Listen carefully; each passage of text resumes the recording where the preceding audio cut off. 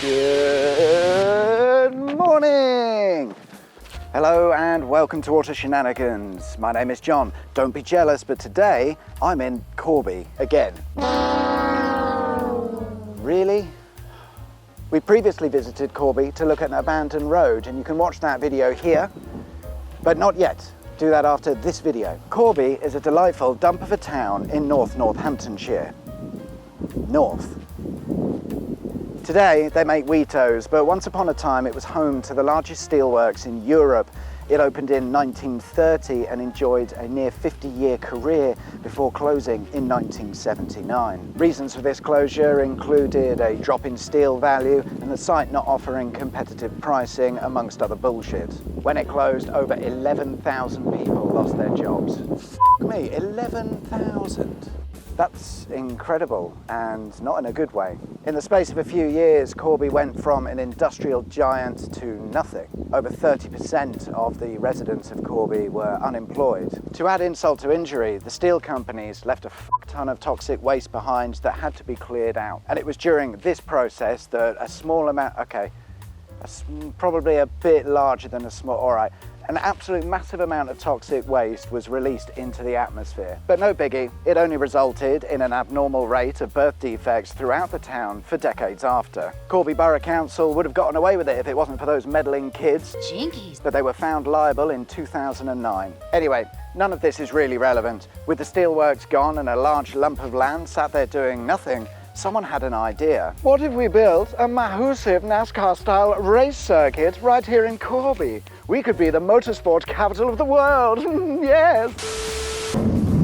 The engines fire up for the first round of the NASCAR Mid-Tex Cup, the Goodyear 100 from Rockingham Speedway. And this is a start to a new era in British motorsport. V8s rumbling around a 1.5 mile oval. That's right, ladies and gentlemen. Today we've come to look at this. Well, all right, not this. Behind there, just through the trees. We've come to look at that.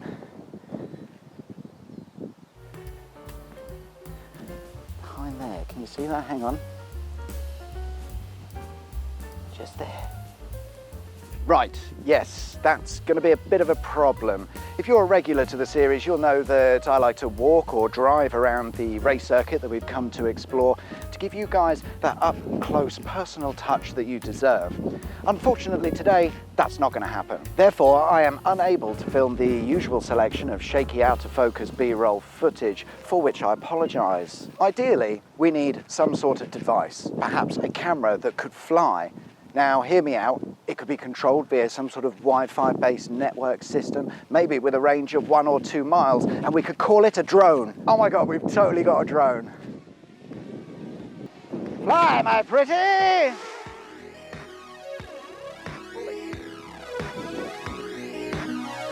Put the camera over.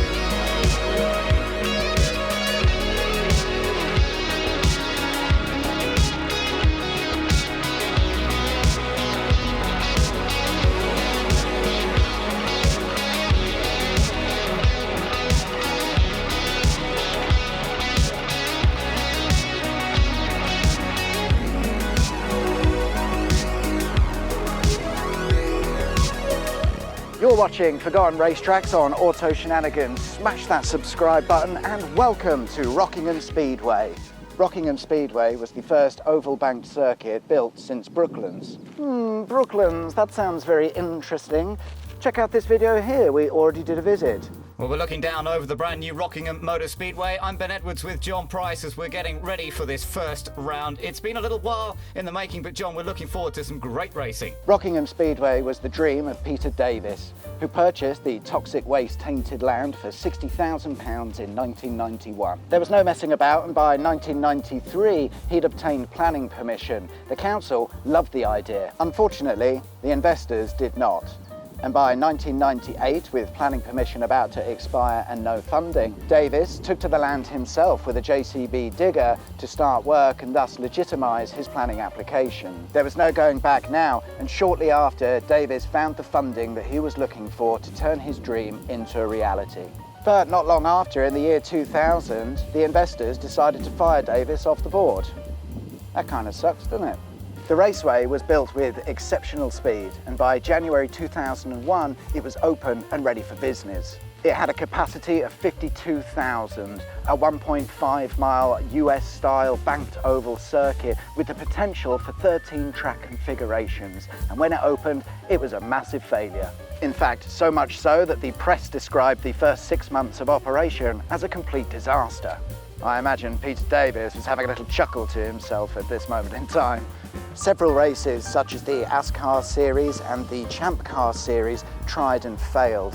They didn't attract anywhere near enough spectators, and by 2002 pulled out of the venue. The British Superbike, Formula 3 and pickup truck race series fared a little bit better, lasting until 2003.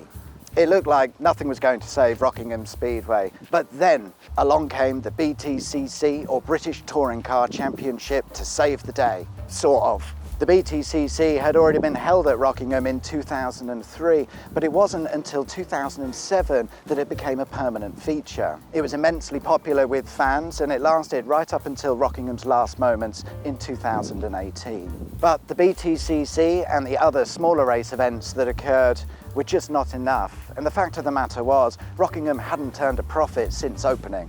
It was offered up for sale in 2016, leaving a bit of a questionable future over Rockingham Speedway. It was purchased by Rockingham Automotive, a vehicle storage company who still operate the site to this day. Racing ended in 2018.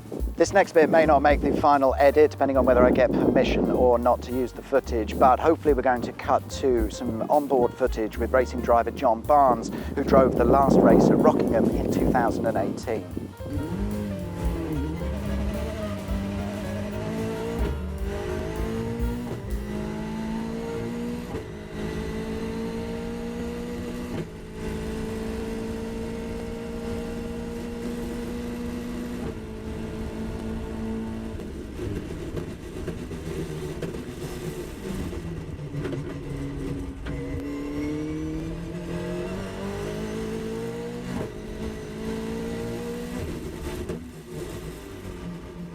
It seems like Rockingham was destined for failure right from the start. On the very first event, water seeped up from the foundations onto the track. And over the years, the large grandstands had to be closed on health and safety grounds due to subsidence underneath. So despite its larger capacity, it often looked empty and lacked atmosphere. The flat ground that the racetrack was built on was fairly uninspiring and was often criticised by drivers who said that the track was quite bland. Today, the venue still stands and offers a fantastic reminder of better times. There is talk of demolishing the grandstand, so if you do want to see it, you're going to have to be quick.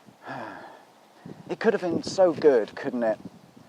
We don't care enough about cars or motorsport anymore, with venues closing left, right and centre, and isn't it such a shame for Corby? The once industrial giant turned motorsport city, stripped of its hopes and dreams again and turned into a car park. And there we are, guys, that's Rockingham Speedway in Corby. I hope you liked the film. If you did, there is a button specifically for that. And if you haven't already, please consider subscribing to the channel. It really does help me out and makes me feel warm and fuzzy inside. In the meantime, enjoy the rest of your week, whatever it is you're doing. I shall see you guys next time for another exciting episode of something. I think I've run out of racetracks now, so who knows? But I shall see you guys then. Take care. Bye-bye. Bye-bye. Mansell, always the showman. The car disappearing in just total firestone smoke.